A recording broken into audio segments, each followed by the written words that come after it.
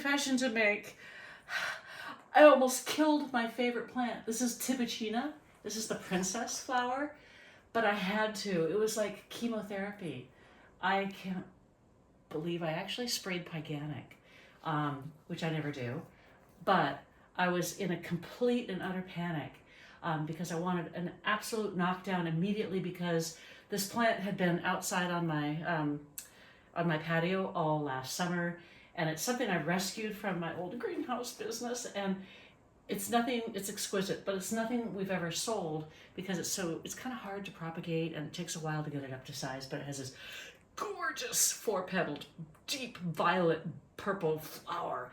And it's so stunning when it starts to bloom late in August, and then it goes through frost. So of course I whack, whack, whack. And then I finally got the new greenhouse, so boop, boop, boop, in you come. Now it's recovering. But then the most horrible thing happened.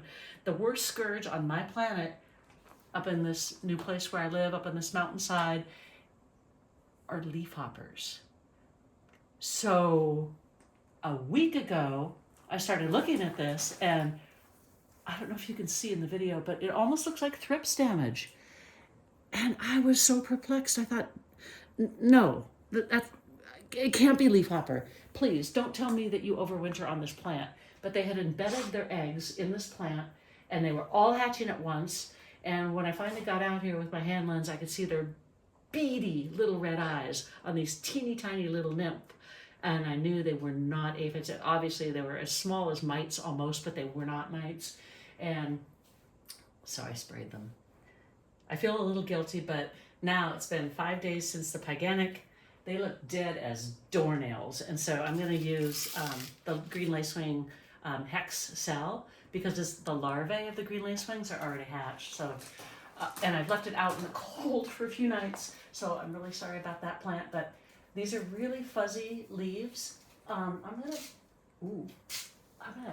give you guys everything I got because I really, really don't want this to continue. So you can see them falling out. They're mixed with eggs of Festia.